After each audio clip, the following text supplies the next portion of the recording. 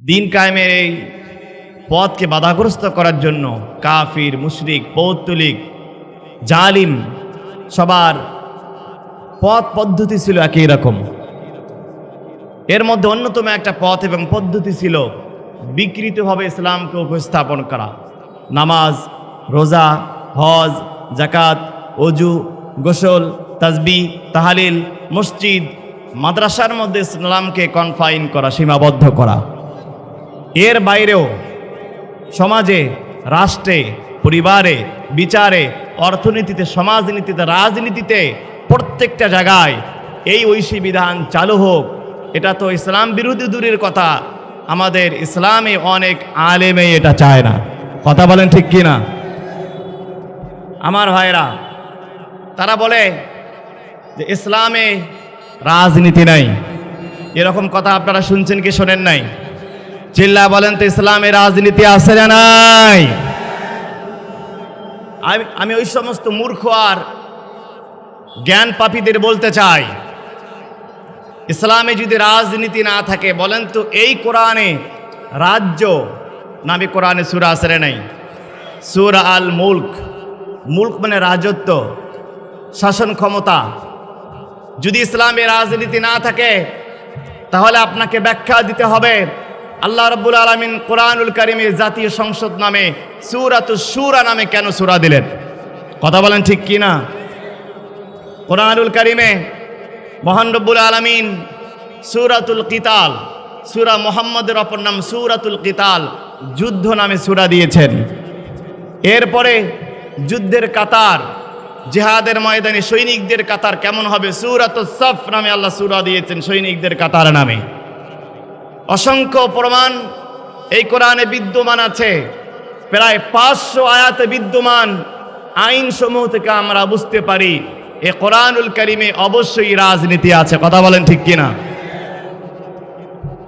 এর প্রমাণ হচ্ছে সূরা আলে ইমরান 189 নম্বর আয়াতে আল্লাহ জানিয়েছেন, আল্লাহ পাক বলেন, ওয়ালিল্লাহি মুলকুস সামাওয়াতি ওয়াল আরদ ওয়াল্লাহু আলা কুল্লি শাইইন কাদির।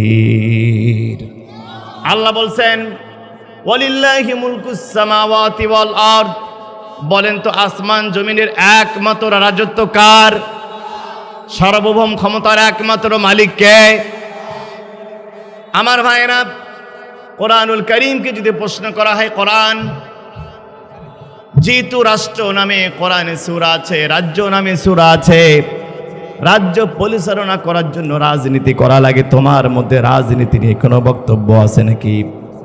সূরা আরাফের 54 নম্বর আয়াতে আল্লাহ জানিয়েছেন, আলা লাহুল খালকু ওয়াল আমর তাবারাকাল্লাহু রাব্বুল আলামিন। আল্লাহ বলেন আলা লাহুল খালকু ওয়াল আমর, সৃষ্টি যার, আইন চলবে কার? জোরে বলেন, সৃষ্টি কার আর আইন চলবে কার? কোরআনকে আবার যদি প্রশ্ন করা হয়, আইন পরিচালনা করার জন্য যারা রাজনীতি করে, বামপন্থী রাজনীতিও আছে, ডানপন্থীও রাজনীতি আছে, আমরা ডানপন্থী হব নাকি বামপন্থী হব? আমি জনসমুদ্রের কাছে জানতে চাই, আমরা বামপন্থী না ডানপন্থী? ডান দিকে ছিলেন মূসা, বাম দিকে ছিল ফেরাউন। ডান দিকে ছিলেন ইব্রাহিম, বাম দিকে ছিল নমরুদ। ডান দিকে ছিলেন আদম আর বাম দিকে ছিল কাবিল। ডান দিকে ছিলেন সালেহ আলাইহিস সালাম, বাম দিকে ছিল তার অহংকারী উম্মতেরা। ডান দিকে ছিলেন মুহাম্মদ সাল্লাল্লাহু আলাইহি ওয়াসাল্লাম, বাম দিকে ছিলেন আবু জেহেল। এই বাংলাদেশে ডান দিকে ছিল ইসলামী দলগুলো আর বাম দিকে ছিল লেডি ফেরাউন। কথা বলেন ঠিক কিনা? এই লেডি ফেরাউনের কি অবস্থা? আমি বলছিলাম ওমর বিন খাত্তাব বলেছেন, মান ইতাজ্জা বিমা কানিহি ফালিয়ানজুর ইলা ফিরাউন। কোন ব্যক্তি যদি ক্ষমতা পাওয়ার পর নিজেকে অনেক পাওয়ারফুল মনে করে, নিজেকে অনেক শক্তিশালী মনে করে, সে যেন ফেরাউনের দিকে তাকায়। ফেরাউনের অবস্থা এমন হয়েছিল, ফেরাউনের লাশটাকে 3000 115 বছর ধরে আল্লাহ পানির মধ্যে লোহিত সাগরের হামা মতো ফেরাউনে রেখে দিয়েছিলেন। 3115 বছর পর্যন্ত পানিতে পড়েছিল, একটা পশমও পানি খাইতে পারে নাই। এর কারণ কি? সূরা ইউনূসে আল্লাহ জানিয়েছেন, ফালইয়াউমা নুনাজ্জিকা বিবাদানিকা লিতাকুনা লিমান খালফাকা আয়া। আল্লাহ বলেন ফালইয়াউমা নুনাজ্জিকা বিবাদানিকা, ও ফেরাউন আমি তোর শরীরটাকে বাঁচায় দিলাম, আমি তার শরীরটাকে শুটকি মাছ বানায় দিলাম। এর কারণ হলো লিতাকুনা লিমান খালফাকা আয়া, যুগে যুগে দেশে দেশে তোর মতো তোর উত্তরসূরি, তোর খালাতো বোন মামাতো বোন অনেকে আসবে, কথা বলেন ঠিক কিনা? লিতাকুনা লিমান খালফাকা আয়াত, তোর লাশটাকে দেখে যেন শিক্ষা নেয়, তোর লাশ থেকে তারা যেন শিক্ষা নেয়। আমি যদি ওই ফেরাউনের মতো অত্যাচারী হয়ে যাই, ফেরাউনের মতো আমাকে সাইজ করতে আল্লাহ বিন্দু পরিমাণ সময় নেবেন না, কথা বলেন ঠিক কিনা? ফেরাউনকে আল্লাহ চুবিয়েছেন লোহিত সাগরে, আর লেডি ফেরাউনকে আল্লাহ এত এত সংক্ষিপ্ত সময়ে 45 মিনিট সময় দেওয়া হয়েছে। 45 মিনিটের মধ্যে বঙ্গভবন ফাঁকা না করলে আপনার একটা কাপড়ও বাংলার জমিনে নিয়ে যেতে পারবেন না, কথা বলেন ঠিক কিনা? আমার ভাইয়েরা, এই জালিমের যারা উত্তরসূরি, এই দেশকে আবার অস্থিতিশীল করার জন্য এই লেডি ফেরাউন বিদেশে বসে আবার এই বাংলাদেশকে নিয়ে আবার ষড়যন্ত্র করছে। আমরা বলতে চাই, শহীদ আবু সাঈদের মুগ্ধের রক্তে যে বাংলাদেশ বিনির্মাণ হয়েছে, 400 আমার ভাই বোনেরা চোখ দিয়া যারা অন্ধ হয়েছেন, 20,000 মানুষ আহত হয়ে যেই রক্তের উপর বাংলাদেশ দাঁড়িয়ে আছে, এই বাংলাদেশকে নিয়ে আবার যদি এই জালিমের গোষ্ঠীরা আবার পায়তারা করে, এই দেশের 16 কোটি মানুষ 32 কোটি জুতা হাতে নিয়ে এদেরকে বাংলার জমিন থেকে বিতাড়ন করবে। আমার ভাইরা, এজন্য মুমিনরা হতাশ হয় না, মুমিনরা হোপলেস হয় না, মুমিনরা ভরসা রাখে কার উপরে? একটু খেয়াল করেন না, এক শ্রেণীর আলেম বলে কোরআনে নাকি রাজনীতি নাই। আমি বলছিলাম আমরা ডানপন্থী হব নাকি বামপন্থী হব?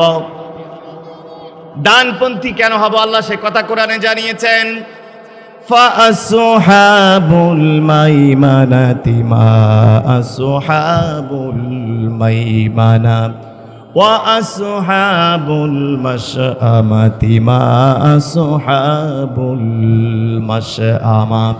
সূরা ওয়াকিয়া আল্লাহ জানিয়েছেন, ডান দিকে থেকে জান্নাতি মানুষেরা মুমিনেরা, আর বাম দিকে থেকে নাস্তিক আর মুরতাদের বাচ্চারা, কথা বলেন ঠিক কিনা? আমার ভাইরা, কোরআনকে আবার যদি প্রশ্ন করা হয়, কোরআন সবই বুঝলাম, রাজনীতি করতে গিয়ে দেশ পরিচালনা করার জন্য সংবিধান লাগে। তোমার সংবিধান কি? এই দেশে 54 বছর ধরে এই দেশ স্বাধীন হয়েছে।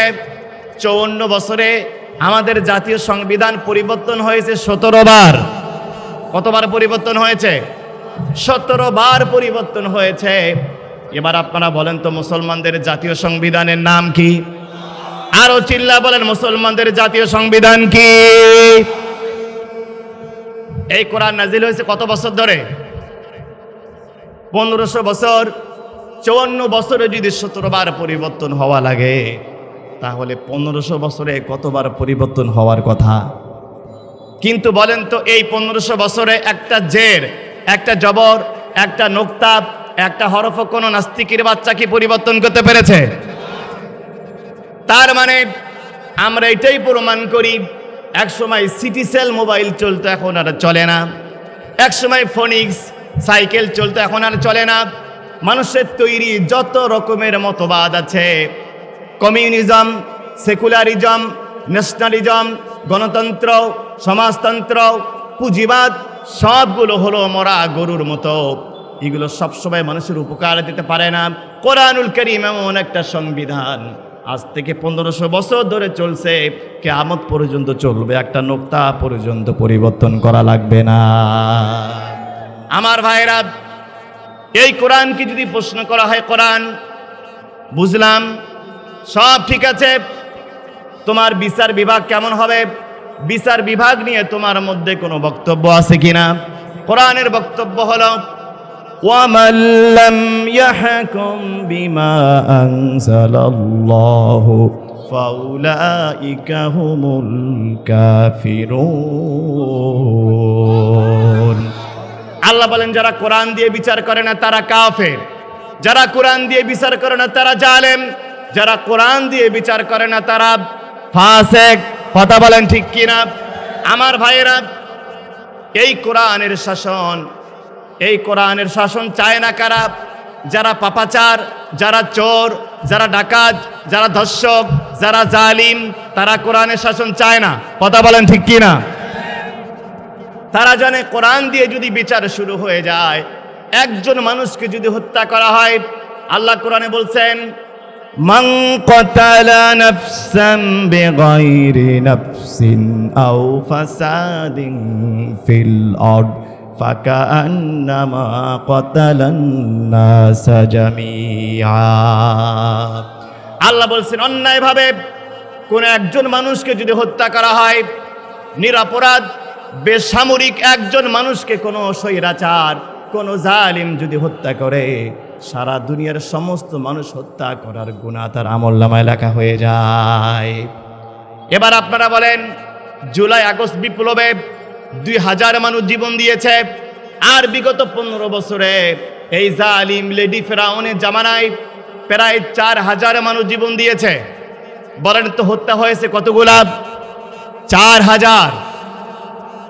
ইয়াতের ব্যাখ্যায় মুফাসসিরিন কেরাম বলেছেন, আল্লাহ কোরআনে সূরা বাকারার 178 নম্বর আয়াতে জানিয়েছেন ইয়া আইয়ুহাল্লাযীনা আমানু কুতিবা আলাইকুমুল কিসাসু ফিল কতলা। আল্লাহু আকবার। দেখেন যে আয়াত দিয়ে রোজা ফরজ, কুতিবা আলাইকুমুস সিয়াম, আল্লাহ বলছেন রোজা ফরজ করা হয়েছে। একই আয়াত দিয়া কুতিবা আলাইকুমুল কিতাল, আল্লাহ যুদ্ধকে ফরজ করেছেন। কুতিবা আলাইকুমুল কিসাসু ফিল কতলা, তোমাদের উপরে কিসাসের বিধানকে ফরজ করেছেন কে?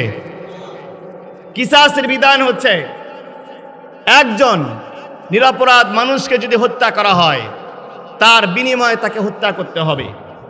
তার পরিবার যদি বলে আমরা হত্যা চাই না, আমাদের হত্যার ব্লাড মানি চাই, আমরা এর অর্থ মূল্য চাই।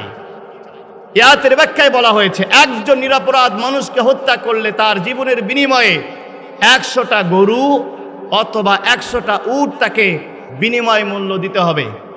এর মধ্যে 60টা হবে বলদ গরু এবং 40টা হবে গাভীন গরু, 60টা হবে আপনার উটনি আর 40টা হবে বলদ উট। এখন আপনাদের কাছে আমি জানতে চাই, এই লেডি ফেরাউন 2000 মানুষকে হত্যা করেছে, আর তার গোটা 15 বছরে 4000 মানুষকে হত্যা করেছে। একজন মানুষকে হত্যার বিনিময়ে যদি 100 উট দিতে হয়, তাহলে 4000 মানুষ হত্যা করলে কত উট দিতে হবে? কথা বলেন ঠিক কিনা? একটা পত্রিকা রিপোর্ট করেছে এই লেডি ফেরাউন যদি কখনো এই বাংলাদেশে আসার চেষ্টা করে, অন্তত 800 বছরের কারাদণ্ড তার উপরে বর্তাবে। কত বছর? আপনি বলছেন আমি পাশে আছে চট করে ঢুকে পড়বো, আমরা বলি আমরা তো সেটাই চাই। গতকাল থেকে কিন্তু আন্তর্জাতিক অপরাধ ট্রাইব্যুনালে বিচার কার্যক্রম শুরু হয়েছে। আমরা বিশ্বাস করি এই দেশের প্রতি যদি আপনার বাবার অবদান থাকে, আপনি যদি এই দেশকে ভালোবেসে থাকেন, অচিরেই দেশে আসবেন, আর অচিরে আমরা আস্তে করে আপনাকে আয়না ঘরে ঢুকে দিব। আমার ভাইরা, কোরআনুল কারীমটা হচ্ছে, যদি আপনি এর বিচার বিভাগ যদি কোরআনে প্রতিষ্ঠা হয়ে যায়, আল্লাহ বলেছেন আলাইসাল্লাহু বিআহকামিল হাকিমিন। পৃথিবীর কোন বিচারক ন্যায় বিচার করতে পারে না। ন্যায় বিচার একমাত্র করতে পারবেন কে? এই লেডি ফেরাউনকে যদি ন্যায় বিচার কোন বিচারক করতে চায়, 4000 মানুষের পরিবর্তে তাকে 4000 বার ফাঁসি দিতে হবে। আর ফাঁসি দেওয়া সম্ভব কতবার? সর্বোচ্চ একবার। এই জন্য আলাইসাল্লাহু বিআহকামিল হাকিমিন, একমাত্র ন্যায় বিচারক কে? আমার ভাইরা, এই কোরআনকে আবার যদি প্রশ্ন করা হয়, কোরআন তুমি বলো তো, যদি জালিমেরা কোনো দেশে ক্ষমতায় যায়, জালিমদের দেশে কি কি আইন তারা পাশ করে, জালিমদের কর্মসূচি কি হয়।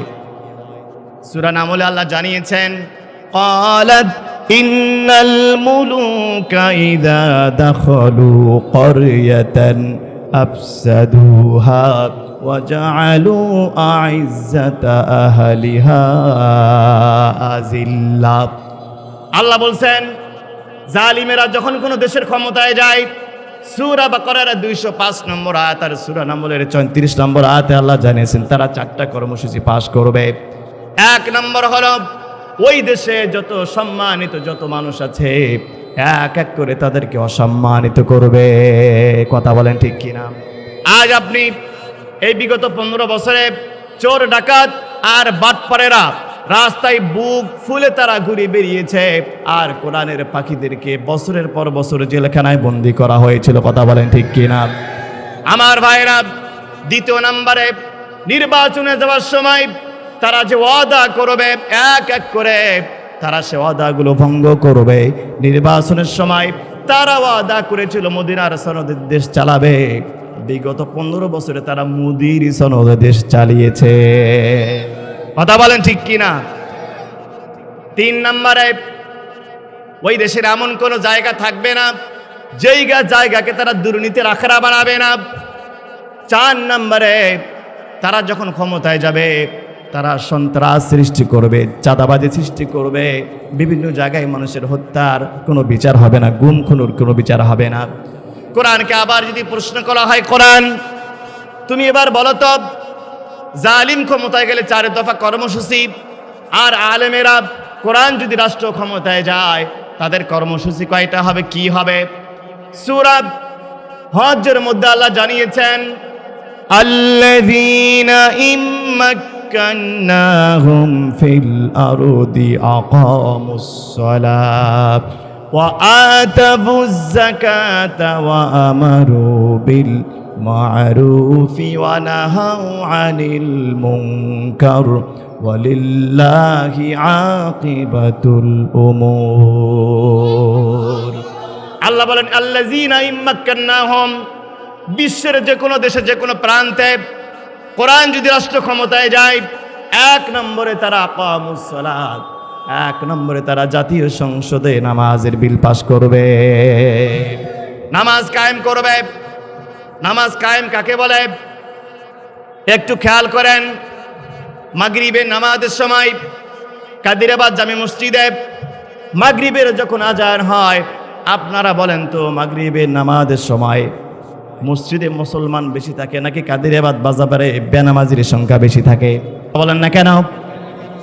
এই দেশে তাবলিগ জামাত 200 বছর থেকে মানুষকে নামাজের বয়ান করতেছে, নামাজের কথা বলছে। এরপরও খালাসপুর জামে মসজিদে যখন এশার নামাজের আজান হয়, আপনারা বলেন তো নামাজে মসজিদে মুসলমান বেশি না বাজারে বেনামাজির সংখ্যা বেশি? তার মানে তাবলিগ জামাতের বয়ান করেও মানুষকে নামাজ কায়েম করা যাচ্ছে না।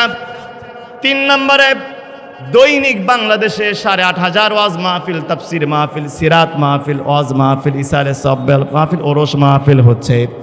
পীরগঞ্জ ইস্টার্ন মসজিদে, বাজার মসজিদে যখন ফজরে জামাত হয়, মসজিদে মুসলমান বেশি না ঘরে ঘরে বেনামাজির সংখ্যা বেশি?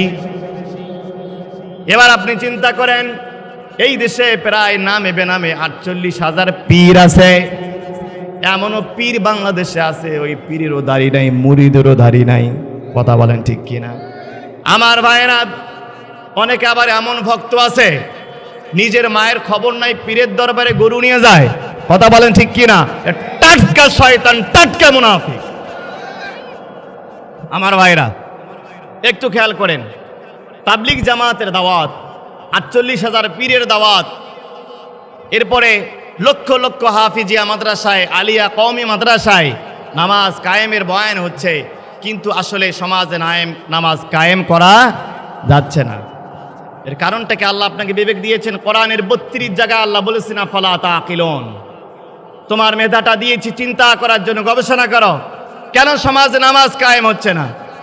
এর কারণ হচ্ছে রংপুর শহরের যেই জায়গা থেকে প্রত্যেকটা বাড়িতে পানি সাপ্লাই করা হয়, পানির ট্যাঙ্ক থেকে।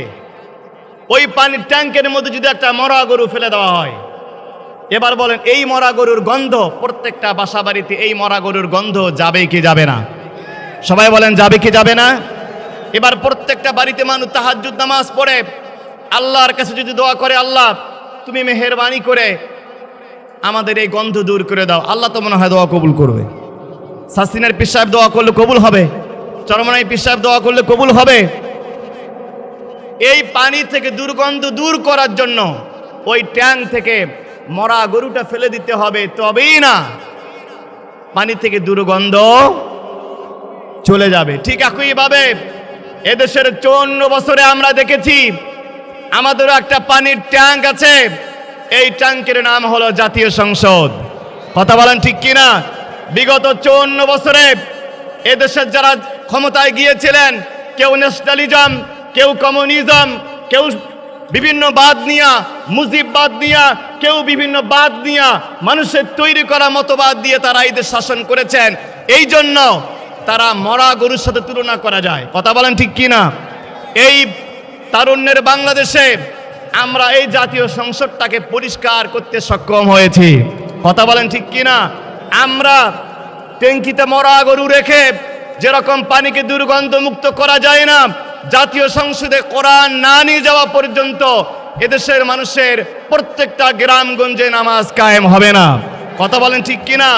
আমাদের সময় এসেছে, সুযোগ এসেছে, আমরা আর কারো কোনো দলীয় মতবাদ নিয়ে আমরা কোনো আর রামকে বামকে দেখতে চাই না। একটা বারের জন্য হলেও জাতীয় সংসদে কোরআনকে দেখতে চাই। কারা কারা দেখতে চাই? দুই হাত তুলে আল্লাহকে দেখান।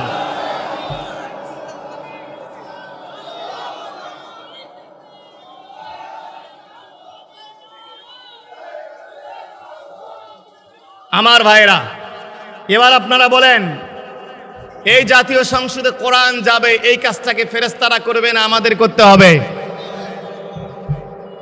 কেমনে করব দেখেন, কোন একজন লোক বিদেশি গাভী 30 লিটার দুধ দেয়, এরকম মাঠের মধ্যে বেঁধে রাখছেন, পাশে একটা কুয়ার মধ্যে পড়ে গেছে, বেচারা এখন একা একা টানে। পাশ দিয়ে আরেকজন যাচ্ছে, বলছে ভাই কি সমস্যা? তো বলছে ভাই আমার গরুটা পড়ে গেছে, তা আমি কি আপনার রশিটা ধরবো? তো বলছে না বেটা, তুমি 8 রশি করো, আমি তো সারসিনার মুরিদ, 8 রশির কোনো মুরিদ আমার গরুর রশি ধরতে পারবে না। আর একজন যাচ্ছে, তো বলছে ভাই কি সমস্যা? গরু পড়ে গেছে, ধরবো নাকি? আরে মিয়া তুমি তো জাতীয় পার্টি করো, জাতীয় পার্টির লোক, আমার গরুর রশি ধরতে পারবে না। এইভাবে আওয়ামী লীগ গেছে, বিএনপি গেছে, সারসিনায় গেছে, চরমনায় গেছে, বিভিন্ন লোক গেছে, কিন্তু কাউকে ধরতে দেয় নাই। এবার আপনারা বলেন তো, গরুকে ওই কুয়ার মধ্যে বেঁচে আছে না মরে গেছে? সবাই বলেন গরু বেঁচে আছে না মরে গেছে? ঠিক একইভাবে আজ ইসলাম কুয়ার মধ্যে পড়ে গেছে। কথা বলেন ঠিক কি না? ইসলাম আজকে কুয়ার মধ্যে পড়ে গেছে। ইসলামকে কুয়া থেকে উঠাবার জন্য কে চরমনাই, কে জামাত, কে হেফাজত, কে খেলাফত মজলিস, কে আটরশি, কে সরসিনা, আমাদের দেখার সুযোগ নাই। যেই কালেমা বিশ্বাস করে প্রত্যেকটা দল মতের লক্ষ্য নিয়ে আমরা কোরআন ভিত্তিক ইসলামী রাষ্ট্র গঠন করতে চাই। কথা বলেন ঠিক কিনা? এই ইসলামী রাষ্ট্র গঠন করতে গিয়া, জাতি ঐক্য গড়ে তুলতে গিয়া যদি কোনো পীর, যদি কোনো ব্যক্তি বাধা হয়ে দাঁড়ায়, বাংলাদেশের 16 কোটি মানুষ 32 কোটি জুতা হাতে নিয়ে এই লক্ষ্যে অবশ্যই এই বদমাইশকে, ভাইরাসকে বাংলার জমিন থেকে বিদায় করবে। আমার ভাইরা, কোরআনুল কারীমের বক্তব্য হচ্ছে এই কোরআনুল কারীম যদি কোনো দেশে কায়েম হয়ে যায়, ইসলামী রাষ্ট্র ক্ষমতা গঠন হয়ে যায়, 1 নম্বর তারা কি করবে? নামাজ কায়েমের বিল পাস করবে।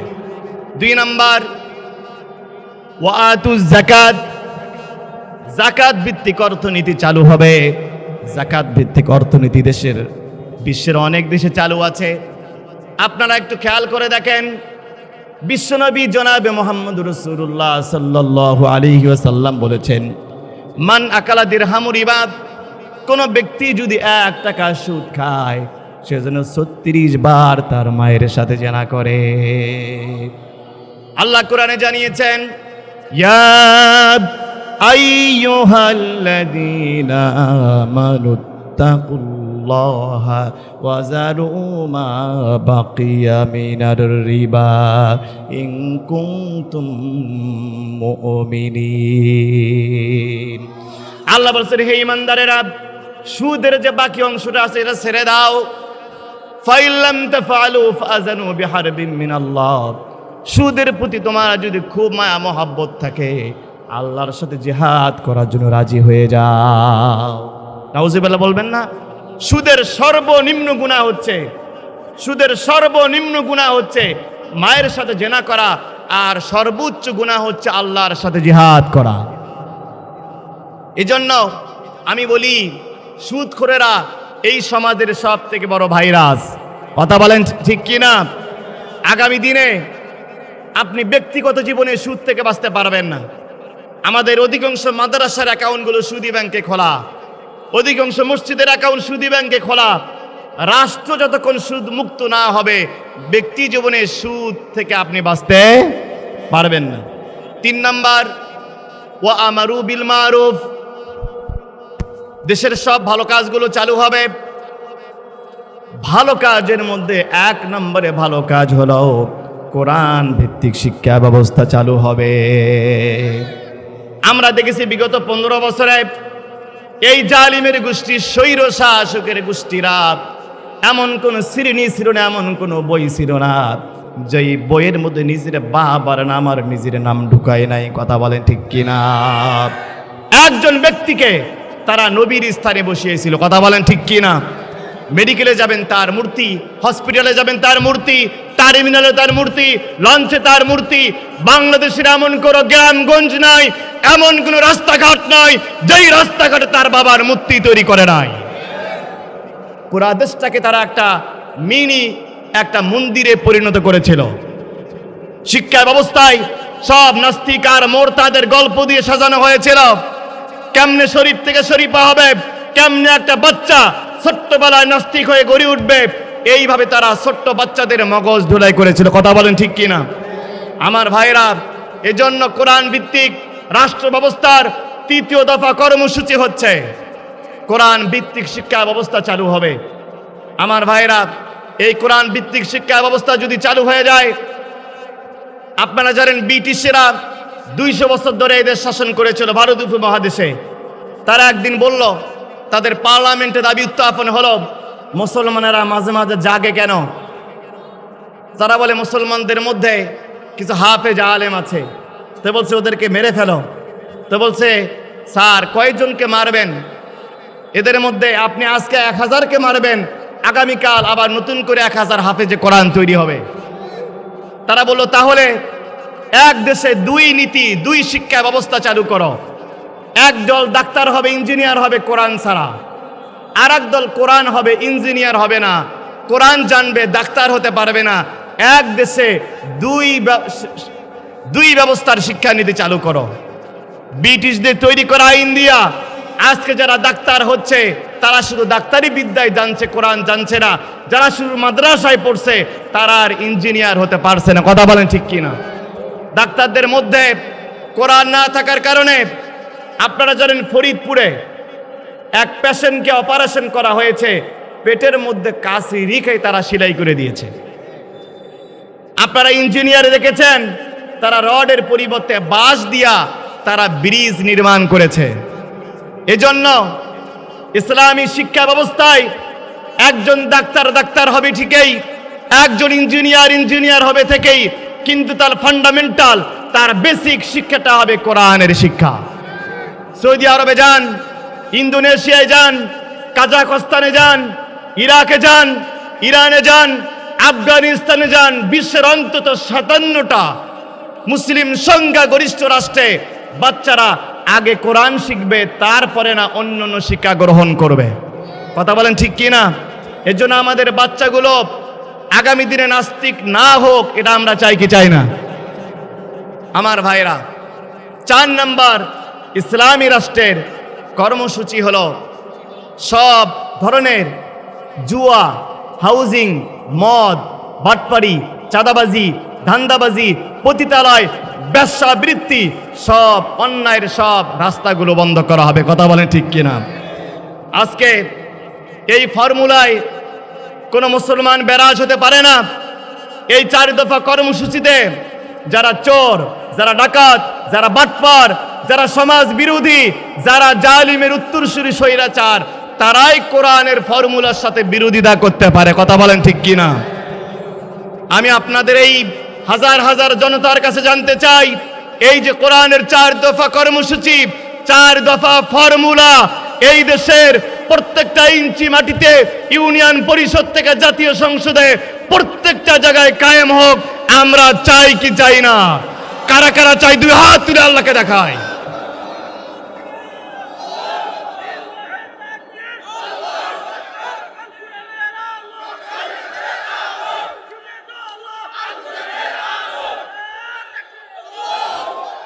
আমার ভাইরা, আমি বলছিলাম প্রথমে, জালিমেরা যারা কোরআনের পথে, দিন কায়েমের পথে বাধা দিয়েছে, তাদের এক নম্বর কৌশল ছিল ইসলামকে বিকৃতভাবে উপস্থাপন করা।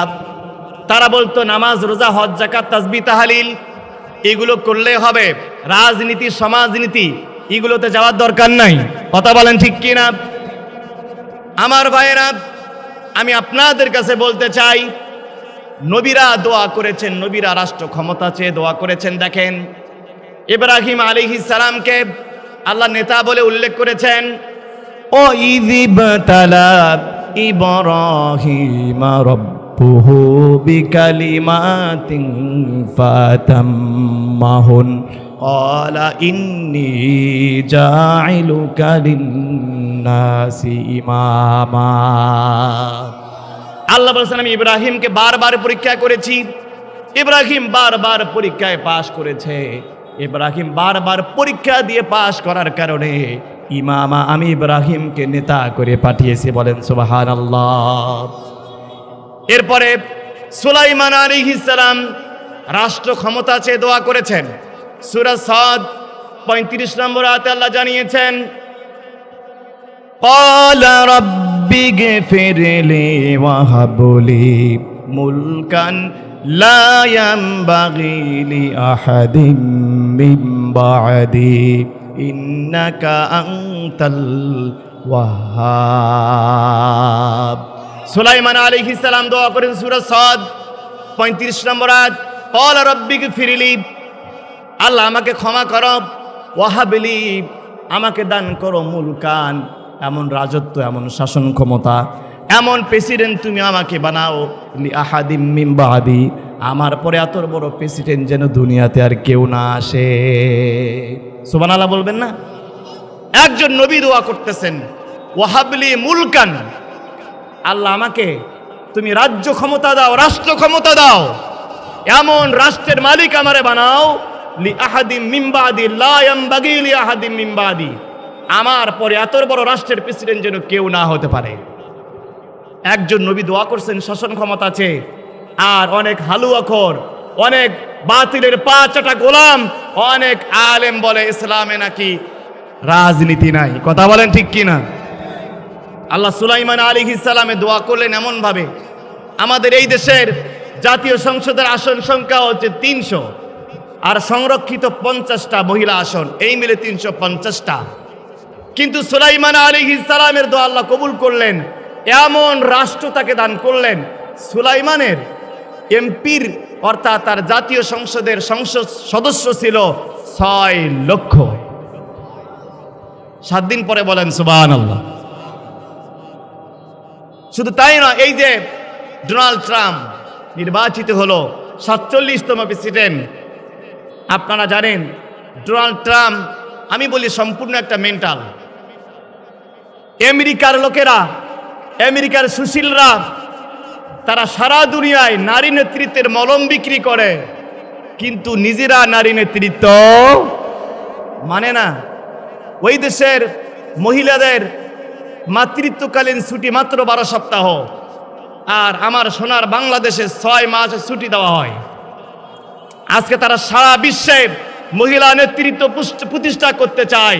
200 বছরের আমেরিকার ইতিহাসে তারা নিজেরা কাউকে কোনোদিন মহিলা রাষ্ট্রপতি বানায় নাই। কথা বলেন ঠিক কিনা?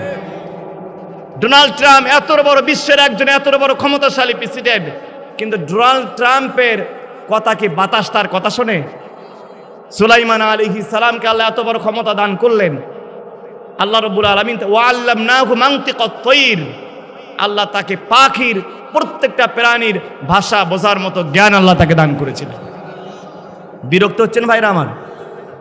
এরপরে দেখেন ইউসুফ আলাইহিস সালাম, তিনি দোয়া করেছেন খাদ্যমন্ত্রী হওয়ার জন্য। একজন নবী নিজে মন্ত্রী হতে চান। আমি যদি এই মসজিদের খতিবগিরি করি আর আল্লাহর কাছে দোয়া করি, আল্লাহ তুমি আমাকে এই দেশের খাদ্যমন্ত্রী বানাও, আপনারা বলবেন হুজুরের মাথা নাই। হুজুরের মাথা মানে খারাপ হয়েছে, কথা বলেন ঠিক কি না? অথচ একজন নবী দোয়া করছেন সূরা ইউসুফ 26 নম্বর আয়াত দেখেন, ক্বালা জাআলনি আলা খাযাইরিল আরদ, আল্লাহ আমাকে তুমি জমিনে ধনভাণ্ডার দাও, আমাকে খাদ্যমন্ত্রী বানাও। আল্লাহ সাথে সাথে বললেন ওয়াকাযালিকা মাক্কান্না লিইউসুফা ফিল আরদ, ইউসুফ আমি তোমাকে মিশরের খাদ্যমন্ত্রী বানায় দিলাম। এবার আপনারা বলেন নবীরা রাজনীতি করেছেন কি করেন নাই?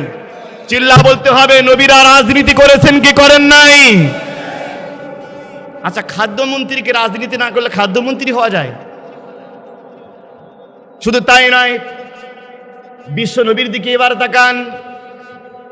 বিশ্বনবী নিজে দোয়া করেছেন, হিজরত করে যখন তিনি মদিনায় যাচ্ছিলেন, যাওয়ার পথে তিনি দোয়া করলেন ওয়াকুর রাব্বি আদখিলনি মুদখালা সিদকিন ওয়া আখরিজনি মুখরাজা সিদকিন ওয়াজআলনি মিন লাদুনকা সুলতানান নাসীরা,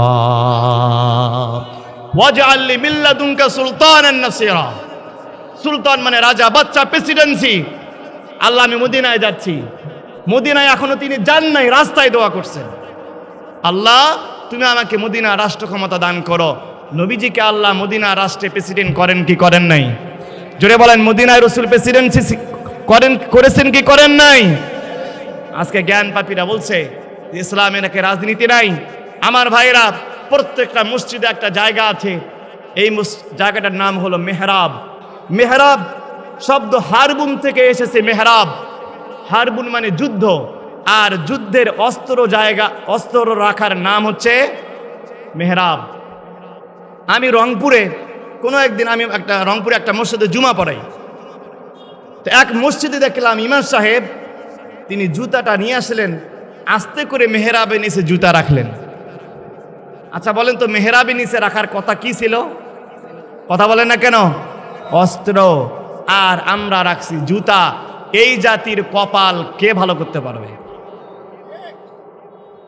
আচ্ছা বলেন তো, যুদ্ধের অস্ত্র এমনি এক জায়গায় রাখা যায়? যুদ্ধ কখন করা হয়? যখন রাষ্ট্র ক্ষমতা, দেশের সেনাবাহিনী থাকবে, র্যাব থাকবে, বিজিবি থাকবে, ইসলামী অ্যাডমিনিস্ট্রেশন চালু থাকবে, যখন ইসলামী অনুশাসন থাকবে, তখনই যুদ্ধ হবে। তার মানে মসজিদও ইসলামী রাজনীতির বাইরে। অথচ এই 15 বছরে আমরা দেখেছি যখন খতিব সাহেব যখন বক্তা ওয়াজ করার জন্য উঠত, তারা কান পরা দিত, হুজুর এই বয়ান করবেন, এর বাইরে যেতে পারবেন না। কথা বলেন ঠিক কি না? আমরা আইয়ামে জাহিলিয়া দেখি নাই, কিন্তু আমরা আওয়ামী জাহিলিয়া দেখেছি। কথা বলেন ঠিক কি না? তারা পায়ে তারা করছে, তারা ষড়যন্ত্র করছে, কখনো আনসার হয়ে, কখনো রিক্সাওয়ালা হয়ে, কখনো আইনজীবী হয়ে, কখনো আবার বিচারপতি হয়ে এই স্বাধীন বাংলাকে আবার তারা অস্থিতিশীল করতে চায়। আমি বলতে চাই, যেই ছাত্র জনতা এই স্বৈর শাসককে বাংলার জমিনকে বিতরণ করেছে, প্রয়োজন হলে আর একবার গণবিপ্লব হবে, আর একবার গণঅভ্যুত্থান হবে। এই জালিমের আন্ডা বাচ্চাকে বাংলার জমিন থেকে তবু বিতাড়ন অবশ্যই করতে হবে। জালিমের সহযোগীরা তারা মনে করছে বড় নেতাদের বিচার হচ্ছে, আমাদের কিছুই হচ্ছে না। আমি বলি জালিমের সহযোগীরাও আরো বড় জালিম। যুক্তিটা হচ্ছে এই যে আপনি 10 লিখবেন, 10-10-এর মধ্যে আরো কয়টা সংখ্যা আছে বলেন তো? কথা বলেন না কেন ভাইরা? আরো 9টা সংখ্যা আছে। 1 আছে, 2 আছে, 3 আছে, 4 আছে। এইভাবে করে 9 9টা সংখ্যা নেওয়ার পরে 10 হয়েছে। 9টা সংখ্যা না থাকলে 10 কোনোদিন 10 হতে পারত না। আজকে লেডি ফেরাউন আল্লামা সাইদিকে 13 বছর কারাগারে রাখতে পারত না যদি তার সহযোগীরা তাকে সহযোগিতা না করত। আল্লামা মামুনুল হককে বছরের পর বছর কারাগারে বন্দী করতে পারত না যদি তার সহযোগীরা তাকে সহযোগিতা না করত। মুফতি সাখাওয়াত হোসেন রাজিকে তারা জেলখানায় রাখতে পারত না যদি তার প্রেতাত্মারা তাকে সহযোগিতা না করত। রফিকুল ইসলাম মাদানিকে উলঙ্গ করতে পারত না যদি আজকে গ্রামগঞ্জ থেকে জালিমের সহযোগীরা তাকে সহযোগিতা না করত। আমরা বলতে চাই, আপনারা অনেকে এখন মায়া লাগছে যখন জালিমের স্বৈর শাসকের এমপি আর মন্ত্রীদের ধরা হচ্ছে, আপনাদের মায়া লাগছে। আমি আপনাদের বলতে চাই, কোরআনের পাখিকে 13 বছর ধরে যখন জেলখানায় রাখা হয়েছিল তখন আপনার মানবতাবোধ কোথায় ছিল? কুমিল্লায় মূর্তির পায়ের নিচে যখন কোরআন রাখা হয়েছিল আপনার মানবতাবোধ তখন কোথায় ছিল? এই নরেন্দ্র মোদী গুজরাটের কসাই এই ভারত উপমহাদেশের 500 বছরের ঐতিহ্য বাবরি মসজিদ ভেঙে যখন রাম মন্দির প্রতিষ্ঠা করেছিল তখন আপনার মানবতাবোধ কোথায় ছিল? এসব মায়া কান্না করে লাভ হবে না। 10 যেরকম কখনোই 1 আর 10 হতে পারে না, তার আগে 9টা সংখ্যা আছে। এই লেডি ফেরাউন গণহত্যা করতে সক্ষম হতো না যদি তার সহযোগীরা গ্রামগঞ্জ থেকে তাকে সহযোগিতা না করত। আমরা এই জন্য ডক্টর মোহাম্মদ ইউনূসকে বলতে চাই, শুধুমাত্র ট্রাইব্যুনাল গঠন করলে হবে না, শুধুমাত্র তাদেরকে জেলখানায় রাখলে হবে না। এই 16 কোটি মানুষের সামনে বাইতুল মুকাররমের সামনে বিচার কাণ্ড উপস্থাপন করে অবশ্যই জনসম্মুখে এই জালিমের স্বৈর শাসকদেরকে জনসম্মুখে ফাঁসির ব্যবস্থা করতে হবে। ভাইরা, বিরক্ত হচ্ছেন আপনারা? আমি বলছিলাম যুগে যুগে যুগে যুগে ইসলামকে, বিরক্ত হচ্ছেন ভাইরা আমার? যুগে যুগে দ্বীনের পথে যারা বাধা দিয়েছে তারা নবী সাল্লাল্লাহু আলাইহি ওয়াসাল্লামকে বিভিন্নভাবে ইসলামের পথে বাধা দিয়েছে। জালিমেরা বিভিন্নভাবে 1 নম্বর ইসলামকে বিকৃতভাবে উপস্থাপন করেছে, 2 নম্বর চরিত্র হনন করার চেষ্টা করেছে। আমার ভাইরা, বিশ্বনবী জনাবে মুহাম্মদুর রাসূলুল্লাহ সাল্লাল্লাহু আলাইহি ওয়াসাল্লাম যার চরিত্রের সার্টিফিকেট আল্লাহ নিজে দিয়েছেন, সূরা কলামে আল্লাহ জানিয়েছেন, ওয়া ইন্নাকা লাআলা খুলুকিন আযীম। আল্লাহ বলেছেন, হ্যাঁ আমার হাবিব, আপনি সুমহান চরিত্রের উপর প্রতিষ্ঠিত। চরিত্রের 3টা আরবি শব্দ আছে, খুলুক, হাসান এবং আজিম। হাসান মানে উত্তম চরিত্র। হাসান কাকে বলা হয়? আপনাকে কেউ গালি দিল, আপনিও গালি দিলেন, এটাকে বলা হয় উত্তম চরিত্র। এরপরে কারিম বলা হয়, আপনাকে কেউ গালি দিল, আপনি চুপ করে থাকলেন, এটাকে বলা হয় আরো উন্নত চরিত্র, এটাকে বলা হয় কারিম। আর আজিম বলা হয়, আপনাকে কেউ গালি দিল, আপনি তাকে প্রতিবাদও করলেন না, বরং ওই লোকটার জন্য দোয়া করলেন, এই শব্দটাই হলো আজিম। নবীজিকে কেউ গালি দিয়েছে, তিনি প্রতিবাদ তো করেন নাই, তিনি চুপ করেও শুধু থাকেন নাই, তিনি ওই মুশরিকের বাচ্চাগুলোর জন্য আল্লাহর কাছে দোয়া করেছেন। আমার ভাইরা, নবীদের চরিত্র হনন করার চেষ্টা করা হয়েছিল, অথচ বিশ্ব নবীকে আল্লাহ এত সম্মান দিয়েছিলেন। আল্লাহ রাব্বুল আলামিন সব নবীদেরকে নাম ধরে ডেকেছেন। আল্লাহ যখন ইব্রাহিমকে ডেকেছেন, নাম ধরে ডেকেছেন, ওয়ানাদাইনাহু আইয়া ইব্রাহিম। আল্লাহ ইব্রাহিমকে বলেছেন, ইয়া ইব্রাহিম। আদম আলাইহিস সালামকে যখন ডেকেছেন, নাম ধরে ডেকেছেন, ওয়াকুলনা ইয়া আদাম উসকুন আনতা ওয়া যাওজুকাল জান্নাহ। আদমকে বলছেন ইয়া আদম। ইয়াহইয়া আলাইহিস সালামকে যখন ডেকেছেন, নাম ধরে ডেকেছেন, ইয়া ইয়াহইয়া খুযিল কিতাবা বিকুওয়া। আল্লাহ ইয়াহইয়া আলাইহিস সালামকে বলেছেন ইয়া ইয়াহইয়া। দাউদ আলাইহিস সালামকে যখন ডেকেছেন, নাম ধরে ডেকেছেন, ইয়া দাউদ ইন্না জাআলনাকা খলিফাতান ফিল আরদ। বলেন আল্লাহু আকবার। আল্লাহ বলছেন ইয়া ইব্রাহিম, ইয়া ইয়াহইয়া, ইয়া মূসা ওয়া নাদাইনাহু আন ইয়া ইব্রাহিম। কিন্তু আপনার আমার হাবিবকে যখন ডেকেছেন তখন আল্লাহ কতটা আদর করে রেখেছেন। আল্লাহ বলেন মুহাম্মাদুর রাসূলুল্লাহ। চিৎকার করে বলুন আল্লাহু আকবার। আল্লাহ ডাক দিয়েছেন ইয়া আইয়ুহাল মুজাম্মিল। আল্লাহ ডাক দিয়েছেন ইয়া আইয়ুহাল মুদাসসির। বলেন আল্লাহু আকবার। কোরআনের এক জায়গাও পাবেন না যেখানে আল্লাহ বলেছেন ইয়া মুহাম্মদ। আল্লাহ বলছেন ইয়া ইব্রাহিম, ইয়া মূসা, ইয়া ঈসা, ইয়া ইয়াহইয়া, ইয়া আদম। কিন্তু এক জায়গাও বলেন না ইয়া মুহাম্মদ। এত সম্মানিত একজন ব্যক্তিকে তারা বলেছিল পাগল, তারা বলেছিল কবি, তারা বলেছিল জাদুকর। আর আমরা দাওয়াত দেব, আমাদেরকে মনে হয় মানুষ গালি দেবে না।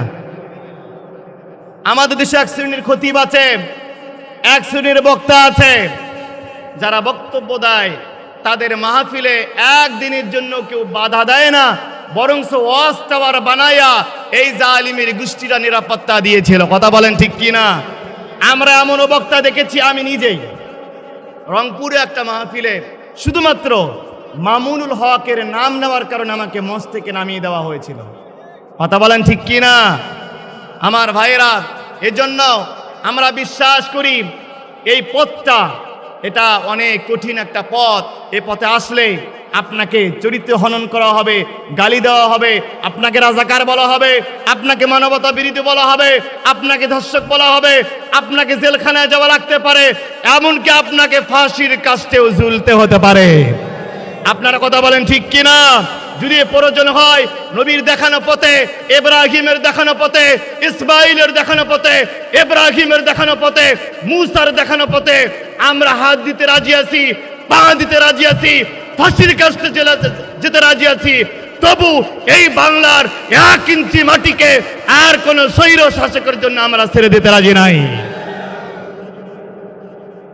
আমার ভাইরা, এরপরে 4 নম্বরে তারা ইসলামকে দিন কায়েমের পথকে বাধাগ্রস্ত করার জন্য তারা হিংসা বিদ্বেষের আশ্রয় নিয়েছিল। দাউদ আলাইহিস সালাম তার একটা মজা ছিল, তিনি হাতের মধ্যে কাদামাটি নিতেন আর আঙ্গুলের মাঝখান দিয়ে দিয়ে লোহা হয়ে বেরিয়ে যেত। সুবহানাল্লাহ বলবেন না? দাউদ আলাইহিস সালামের অস্ত্রের 3টা বৈশিষ্ট্য ছিল। তিনি দা, কুড়াল, খুন্তি বানাতেন। তার অস্ত্র কাটতো ভালো, দামে কম এবং ওজনে সুবিধা। ওজনে কম, কাটতো ভালো, দামে কম, ওজনে সুবিধা, এই জন্য বহন করা যেত। দাউদ আলাইহিস সালাম যে কয়টা দা কুড়াল তৈরি করেন প্রত্যেক দিন বিক্রি হয়, সেল হয়, তিনি অস্ত্র বানিয়ে কুল পান না। আর তার পাশে যারা কামার ছিল তাদের গোডাউনে দা, কুড়াল, খুন্তি পড়ে আছে, গোডাউন ভর্তি, একটাও বিক্রি হয় না। তারা ফ্রি দেয়, সেমিনার করে, হাট বাজারে ফ্রি দেয় কোম্পানির প্রচারের জন্য, একটাও বিক্রি হয় না। আর ইব্রাহিমের দাউদের অস্ত্র বিক্রি করে কুল পায় না। কথা বলেন ঠিক কি না? আমরা দেখেছি তারা বিরিয়ানির প্যাকেট দেয়, তারা টাকা দেয়, যাতায়াতের ভরা দেয়, এরপরেও তারা তাদের জনসভায় লোক খুঁজে পাওয়া যায় না। কথা বলেন ঠিক কি না? আর আমরা এমন লোককে দেখেছি, ডাক্তার শফিকুর রহমান, এই দেশের 16 কোটি মানুষের কলিজা, হৃদয়ের স্পন্দন। আমরা দেখেছি 1 ঘন্টার আয়োজনে লক্ষ লক্ষ মানুষ তার ডাকে সাড়া দিয়ে তার আয়োজনকে সফল করেছে। কথা বলেন ঠিক কি না? দাউদের কোনো প্রচার লাগে না, আর অন্যদের প্রচার করেও তারা বিক্রি করতে পারে না। এই জন্য হিংসা বিদ্বেষ তারা করে। হিংসা বিদ্বেষ করে লাভ নাই। আমাদের ডক্টর মিজানুর রহমান আজহারি বলেছিল যে এই দেশের জাতীয় খেলায় হাডুডু কেন? হাডুডু ধর্ম হচ্ছে আপনি সামনে যেতে যাবেন, আপনাকে পা ধরে নিচ টানানো হবে। মনে রাখবেন, আজকে মিজানুর রহমান আজহারিকে বাংলাদেশে 15 বছর নিষিদ্ধ করেছিলেন। ডক্টর মিজানুর রহমান আজহারির আলোচনাকে, তার সম্মানকে আল্লাহ এত উঁচুতে নিয়ে গেছেন। আজকে ইংল্যান্ডের পার্লামেন্টে মিজানুর রহমানের নাম উচ্চারিত হচ্ছে। আপনারা সাইদি সাহেবকে এই দেশে রাজাকার বানাবার চেষ্টা করেছিলেন, আল্লাহ তার সম্মানকে এত বাড়িয়ে দিয়েছেন, তাম বিশ্বের কোটি কোটি মানুষের কলিজার মধ্যে তা আল্লাহ তার ভালোবাসা ছড়িয়ে দিয়েছেন। এই জন্য হিংসা বিদ্বেষ করে এদেশের মানুষের মন থেকে আলেমদের ভালোবাসা মুছে ফেলা যাবে? আমার ভাইরা, এরপরে 8 নম্বরে 6 নম্বরে কোরআন নিষিদ্ধ করা হয়েছিল নবী সাল্লাল্লাহু আলাইহি ওয়াসাল্লামের। নবী সাল্লাল্লাহু আলাইহি ওয়াসাল্লামকে বলা হলো আপনি কোরআন পড়তে পারবেন না, কোরআন পড়লেও আস্তে আস্তে তেলাওয়াত করতে হবে। তারা বলতো وقال الذين كفروا لا تسمعوا لهذا القرآن والغوا فيه لعلكم تغلبون। আল্লাহ বলেছেন وقال الذين كفروا, কাফেররা বলে লা তাসমাউ লিহাযাল কোরআন, কোরআনের বাণী শোনা যাবে না, কোরআন শোনা যাবে না। ওয়ালগাউ ফীহি লাআল্লাকুম তাগলিবুন, যেখানে কোরআনের মাহফিল হবে গন্ডগোল সৃষ্টি করো, হট্টগোল সৃষ্টি করো।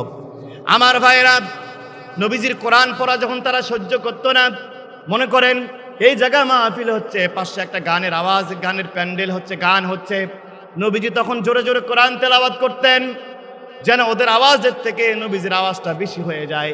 আল্লাহ সহ্য করতে পারলেন না, আবার আয়াত নাজিল করে দিলেন নবীজির শানে, কুল ইদউল্লাহা আবিদউর রহমান আইয়াম্মা তাদউ ফালাহুল আসমাউল হুসনা। আল্লাহ বলে আমার হাবিব, আপনি কণ্ঠ উঁচু করার দরকার নাই, ওরা গান করে করুক, ওরা যাত্রা করে করুক, আপনি আস্তে আস্তে তেলাওয়াত করেন। আস্তে আস্তে তেলাওয়াত করলে কোরআন শুনতে পাবেন কে? আমার ভাইয়েরা, তারা এবার বলা শুরু করল মুহাম্মদ কবি হয়ে গেছে, কবিদের কথা এত সুন্দর, এই জন্য কোরআনে কবি নামে একটা সূরা আছে, সূরাতুশ শুআরা। কবিদের নামে কোরআনে আল্লাহ সূরা দিয়েছেন সূরাতুশ শুআরা। তৎকালীন সময়ে কবিদের সব থেকে বড় প্রাধান্য ছিল, কবিদের একটা উৎকর্ষের যুগ ছিল। তারা বলল মুহাম্মদ কবি হয়ে গেছে। আল্লাহর সাথে সাথে আয়াত নাজিল করলেন, ওয়ামা হুয়া বিকাউলি শাইর কলিলাম মা তুমিনুন। ওয়ামা হুয়া বিকাউলি শাইর, ও আরবের মক্কার মুত্তলিকরা, আরবের মক্কার মুশরিকেরা জেনে রাখো, ওয়ামা হুয়া বিকাউলি শাইর, আমার রাসূল কবি নন, কলিলাম মা তুমিনুন, বরং তোমরা কম ঈমান এনে থাকো। তারা বলল তাই যদি হয় তাহলে মুহাম্মদ গণক হয়ে গেছে, সন্ন্যাসী জ্যোতিষী হয়ে গেছে। আল্লাহ বারাত নাজিল করলেন, ওয়ালা বিকাউলি কাহিনিন কলিলাম মা তাযাক্কারুন। না, ওয়ালা বিকাউলি কাহিন, আমার হাবিব তিনি জ্যোতিষী নন, তিনি গণক নন, তিনি কবিরাজ নন। কলিলাম মা তাযাক্কারুন, তোমরা কম সংখ্যক মানুষ উপদেশ গ্রহণ করো। আল্লাহ এবার বললেন, তানজিলুম মির রাব্বিল আলামিন। আচ্ছা বলেন তো এই কিতাবটা কার পক্ষ থেকে অবতীর্ণ? আমার ভাইয়েরা, আল্লাহ রাব্বুল আলামিন এবার চ্যালেঞ্জ দিচ্ছেন, বিশ্বনবী যদি কবি হয়, বিশ্বনবী যদি গণক হয়, তিনি যদি বাড়িতে বসে বসে কোরআন লিখতে পারো, তোমরা কেন পারো না? তোমরাও একটা কোরআন তৈরি করো। সূরা বানী ইসরাঈল 88 নম্বর আয়াতে আল্লাহ জানায় দিলেন, কুল লা ইন জাতামাআতিল ইনসু ওয়াল জিন্নু আলা আইয়াতু বিমিসলি হাযাল কুরআন। বলেন আল্লাহু আকবার। আল্লাহ বলেন, হে মক্কার মুশরিকেরা, তামাম দুনিয়ার মানুষদেরকে আহ্বান করো, শুধু মানুষ নয় জিনদেরকেও সাথে নাও। মুহাম্মদ যদি কোরআন বানাতে পারে, তোমরা একটা কোরআন তৈরি করে নিয়ে আসো। তোমরা যদি নিজেদেরকে সত্য বলে বলে দাবি করে থাকো।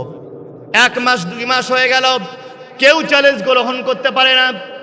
আল্লাহ এবার কমায় দিলেন, 10টা সূরা চ্যালেঞ্জ করলেন। সূরা হুদের 13 নম্বর আয়াত, আম ইয়াকুলুনা ফাতারা কুল ফাতু বিআশরি সুওয়ারিম মিসলি। আল্লাহ বলেন, বুঝলি, আমি বুঝতে পেরেছি পুরা কোরআন আনতে পারবে না, কোরআনের ছোট ছোট 10টা সূরা নিয়ে আসো তোমরা যদি সত্যবাদী হয়ে থাকো।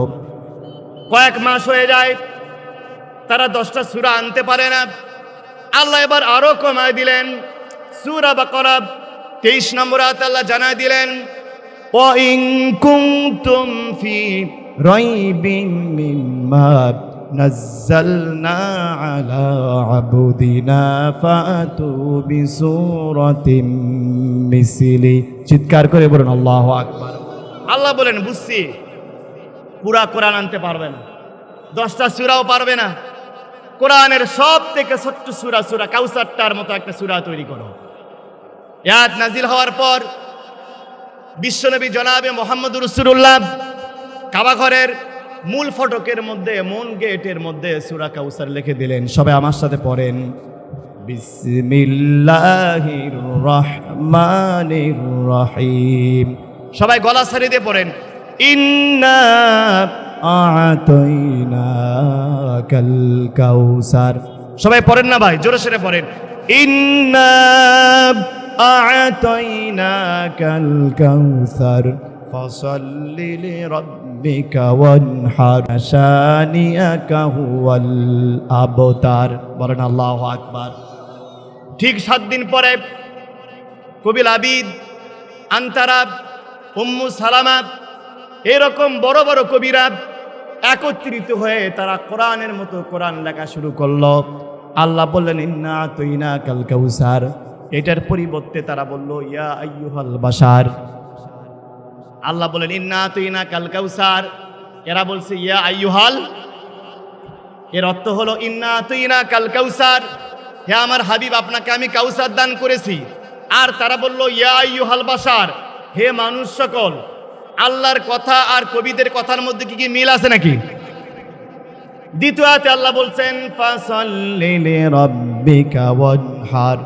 অতঃপর আপনি নামাজ পড়ুন এবং আল্লাহর নামে কোরবানি করুন। তারা বলল, লা তাকুলু লাহমাল বাকার, খবরদার তোমরা গরুর গোশত খায়ো না।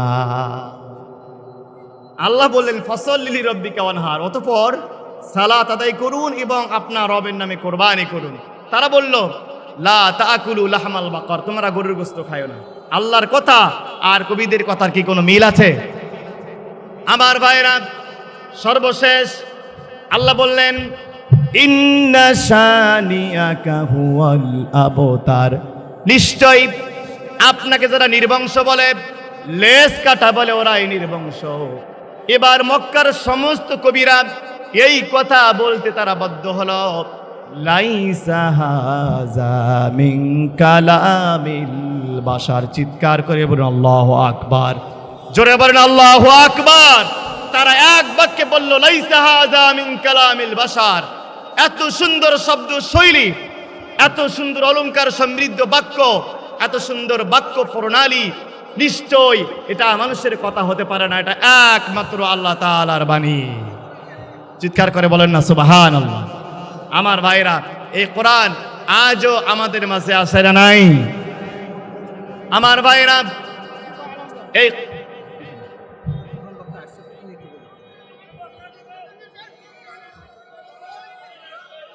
একটু উনি এসেছেন, উনি আসবেন, একটু মেহরবানি করে। নারায়ে তাকবীর, নারায়ে তাকবীর। আল কোরআনের আলো, আল হাদিসের আলো, প্রধান মেহমানের আগমন, শুভেচ্ছায় স্বাগতম। বীরগঞ্জবাসীর পক্ষ থেকে লাল গোলাপ শুভেচ্ছা, রংপুরবাসীর পক্ষ থেকে লাল গোলাপ শুভেচ্ছা, কাদিরাবাদবাসীর পক্ষ থেকে লাল গোলাপ শুভেচ্ছা। নারায়ে তাকবীর, আল্লাহু আকবার। আমার ভাইরা বসেন, সবাই বসেন, বসেন। আমাদের প্রধান মেহমান আসার পর প্রধান মেহমান আজকে আবার কি আমরা কোন স্বৈরাচারের হাতে তুলে দিতে চাই? আমরা আগামী দিনে এই কোরআনকে ক্ষমতায় দেখতে চাই কি চাই না? কারা কারা চাই? দুই হাত তুলে আল্লাহকে দেখান।